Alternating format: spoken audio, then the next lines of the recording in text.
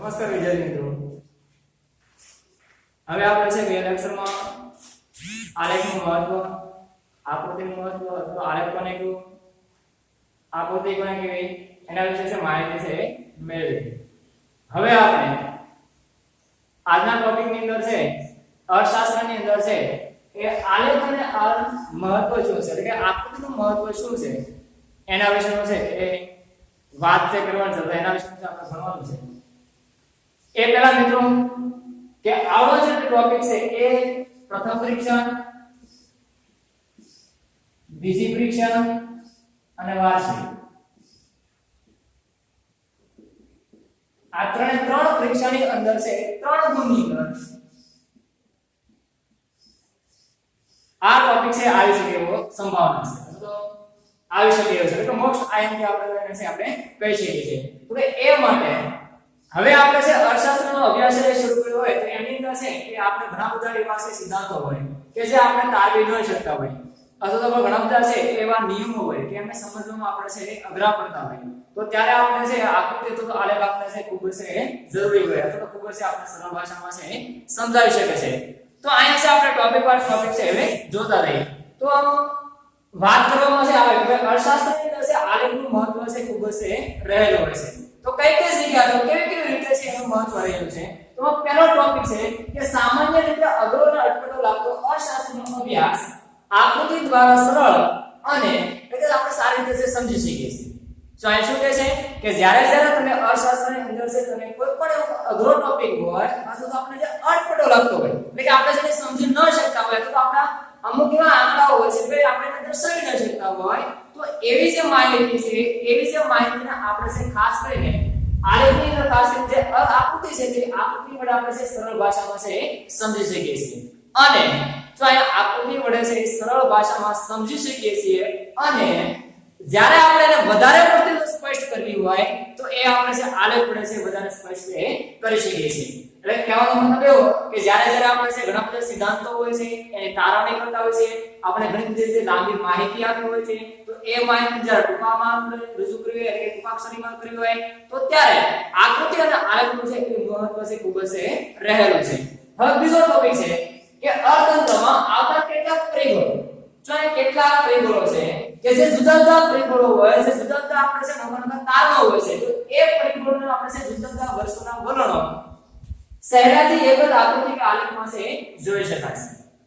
આનું એક ઉદાહરણ આપું કે દાખલા તરીકે આપણે છે નંબરમાં કેટલાક છે પરિબળો છે તો પરિબળો કેવા હોય કે ભાઈ સારા પણ પરિબળો હોય છે અને ખરાબ પણ. એટલે કે સારા પરિબળો હોય ભલે કે ખરાબ પરિબળો હોય. દાખલા તરીકે આપણે તમે છે એ ધોરણ 11 ની અંદર છે આપણે છે કે અર્થશાસ્ત્રની અંદર છે ઘણા બધા છે એનો મહત્વ જાણતા પહેલા આપણે ઘણા બધા છે સિદ્ધાંતો તૈયાર એટલે ભારત દેશ છે એ આઝાદી પહેલાનું અર્થતંત્ર અને ભારતીય અર્થતંત્ર છે આઝાદી પછીનું અર્થતંત્ર એટલે એની અંદર કેવો ફેરફાર આવ્યો. તો આવા જે કંઈ પણ છે પરિબળો છે એને આપણે છે જુદા જુદા વર્ષોના હોય તો એને આપણે એક જ આલેખની અંદર છે રજૂ છે કરી શકીએ છીએ. તો એક જ આકૃતિની અંદર છે રજૂ છે કરી શકીએ છીએ. કઈ રીતે જોઈએ આપણે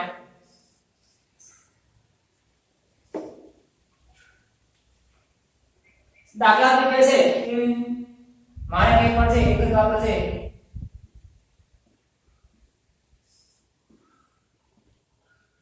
OX અને આપણે છે એ OY દર્શાવી. હવે આપણે છે નોખા વર્ષનો છે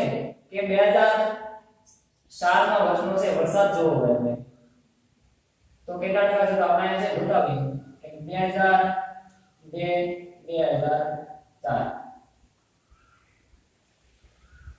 આયા છે 5 સેમી 10 સેમી 15 20 25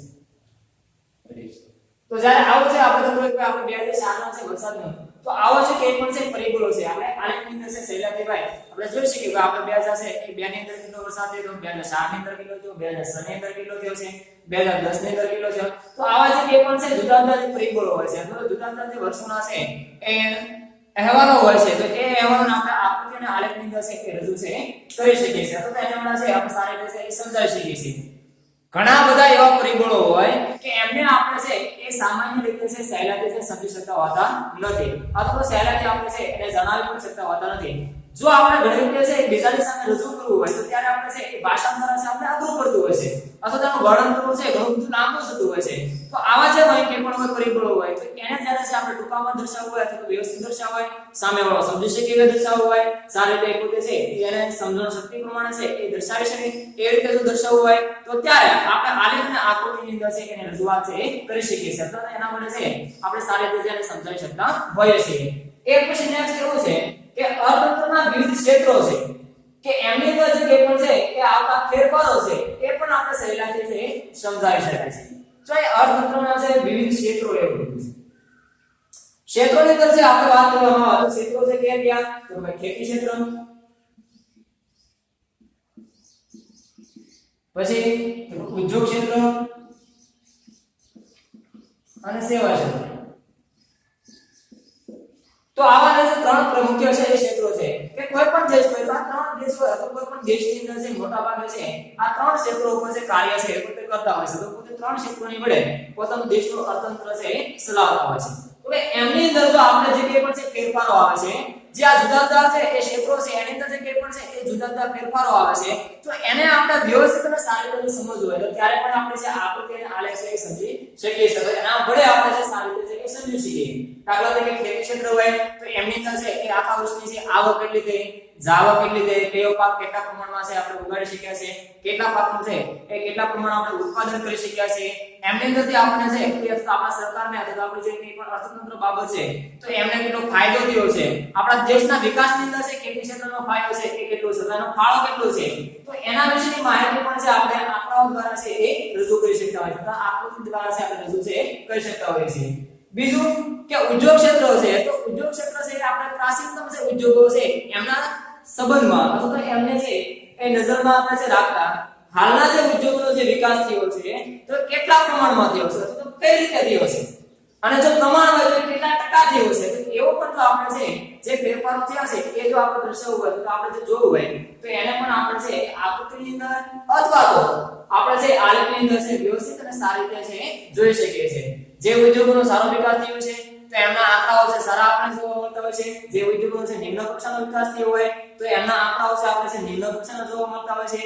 અથવા તો જે ઉદ્યોગની અંદર પણ છે નોકરાના જે ઉદ્યોગો હોય કે જે લઘુ ઉદ્યોગો હોય છે જે ભારે ઉદ્યોગો હોય છે જે ગ્રામીણ કક્ષાએ ચાલતા હોય એવા ઉદ્યોગો હોય છે જે ખેતી ઉપર નિર્ભર હોય એવા ઉદ્યોગો હોય છે તો આ જે કંઈ પણ ઉદ્યોગો છે તો એ ઉદ્યોગની અંદર જે કંઈ પણ પરિવર્તનો આવતા હોય જે કંઈ પણ ફેરફાર આવતા હોય છે તો એ ફેરફારોને સમજવા માટે આપણે આલેખના આકૃતિ છે એને સારી રીતે અથવા એના વડે સારી રીતે આપણે સમજી શકતા હોય છે તો એની અંદર છે સારી રીતે આપણે રજૂ છે કરી શકતા હોય છે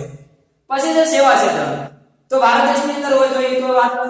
અથવા તો આપણે અન્ય દેશોની સરખામણીમાં જોઈએ કે હાલની અંદર પણ આપણે છે નોકરાના પાસે રોગ હતો તો ખાસ કરીને છે એ COVID-19 છે એનો છે એ આપણે મોટા ભાગે છે એનાથી આપણો દેશ છે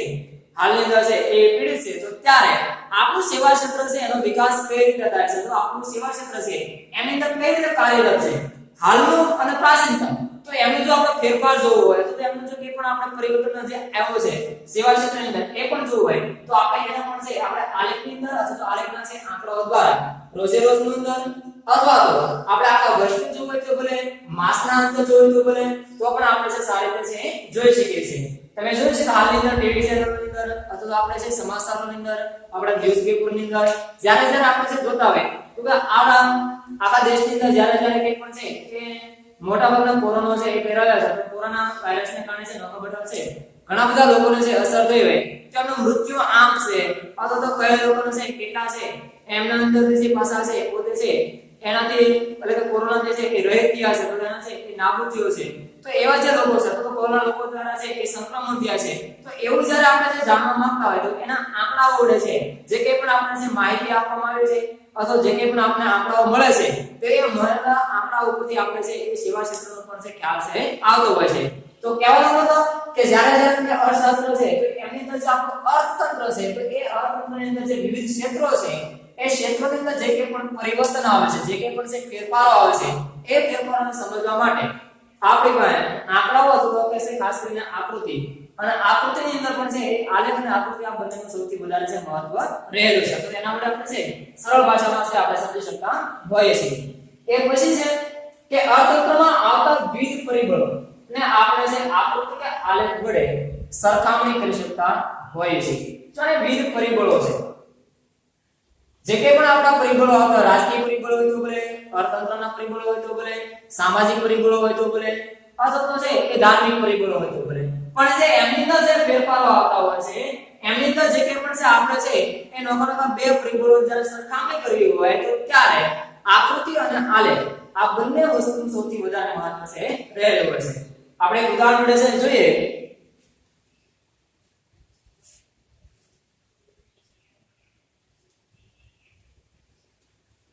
કે કોઈ પણ એક ધર્મ છે કે દાખલા તરીકે હિન્દુ ધર્મ, મુસ્લિમ ધર્મ,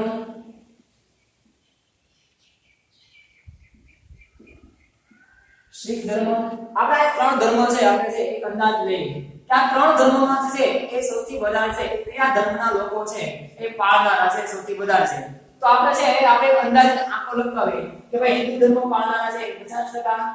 મુસ્લિમ ધર્મ પાળનારા છે 20% અને 20% છે શીખ. તો આની જ્યારે છે આપણે સરખામણી કરવી હોય તો આપણે જો ટકાવારી છે તો આપણે એના આલેખ વડે સારી રીતે અને વ્યવસ્થિત રીતે છે સમજી શકતા હોય છે. તો કહેવાનું કે જ્યારે જ્યારે તમે અર્થતંત્ર હોય તો એ અર્થતંત્રની અંદર છે નોખા જે પરિબળો છે, જે રાજકીય પરિબળો હોય તો ભલે, ધાર્મિક પરિબળો હોય તો ભલે, તો આવા જે કે પણ પરિબળો છે એ પરિબળોને સમજવા માટે અથવા તો એ બે પરિબળોને આપણે સરખામણી કરવી હોય, બે ક્ષેત્રોની જ્યારે સરખામણી કરવી હોય અથવા તો બે અન્ય પ્રદેશોની જ્યારે સરખામણી કરવામાં આવતી હોય અથવા તો આપણા દેશને બીજા દેશો સાથે જ્યારે કોઈ પણ સરખામણી કરવી હોય તો ત્યારે અર્થતંત્રની અંદર ખાસ કરીને જે વપરાતા આલેખો છે એ આલેખો આપણે સૌથી વધારે આપણને છે મહત્વ કરતા હોય છે. એટલે કે જ્યારે આપણા દેશની કોઈ પણ આયાત અને નિકાસની કોઈ પણ પ્રક્રિયા હોય, જ્યારે આપણે અન્ય દેશોની સાથે જે કંઈ પણ છે એ વ્યાપારી વ્યવસ્થા છે કરતા હોય તો વ્યાપારની અંદર જે આયાત અને નિકાસ કરતા હોય તો આપણે કોઈ પણ અન્ય દેશોની જ્યારે સરખામણી કરવી હોય તો ત્યારે આપણા આંકડાઓ વડે છે અથવા આલેખો વડે છે આપણે એને છે વ્યવસ્થિત રીતે સમજી શકતા હોઈએ છીએ. એ પછી છે કે અર્થશાસ્ત્રની કેટલીક અઘરી બાબતો છે એ સમજવા કે સમજાવવા માટે લખનાર અને વાંચનાર છે એનો આપણે સમય છે બચાવી શકતા હોય છે. તમે જોયું છે કે જે કંઈ પણ માહિતી આપણને આપેલી હોય તો એ માહિતીને છે જ્યારે રજૂ કરવી હોય તો એ માહિતીને છે એ આપણે વ્યવસ્થિત રીતે છે રજૂ કરનાર હોય એ અથવા તો લખનાર હોય તો આ બંનેનો સમય છે આપણે આંકડા વડે અથવા તો આલેખ વડે છે બચાવી શકીએ છીએ. આપણે તમે જોયું છે મેં પહેલા પણ છે એ વિડિયોમાં કીધું હતું કે આકૃતિ અને આલેખ બંનેની વ્યાખ્યા આપી હતી કે આકૃતિ એટલે તમે જોયું છે કે કોઈ પણ ચિત્ર હોય અને એ ચિત્ર એટલે કે જે કંઈ પણ માહિતી છે અને એ માહિતીનું ચિત્ર દ્વારા જે આપણે છે પ્રતિનિધિત્વ થતું હોય એને આપણે આકૃતિ એવું છે કહેતા હતા. ફરીવાર કહો કે આકૃતિ એટલે બીજું કંઈ નહીં પણ તમને જે અવલોકિત માહિતી, અવલોકિત એટલે કે આપણે આજુબાજુનું જે નિહાળી હોય તે અથવા તો આપણે જે જોયેલી હોય તે, જે અનુભવેલી હોય તે એ માહિતી છે એ માહિતીને આપણે ચિત્રની અંદર છે એનું પ્રતિનિધિત્વ કરવાનું હોય અથવા તેને ચિત્રની અંદર જે રજૂ કરીએ છીએ એને આપણે આકૃતિ તરીકે છે ઓળખવામાં છે આવતી હોય છે. અને આલેખ એટલે પણ એ થાય છે કે જે તમને માહિતી મળેલી છે, જે આંકડાકીય માહિતી છે અને એ આંકડાકીય માહિતીને તમે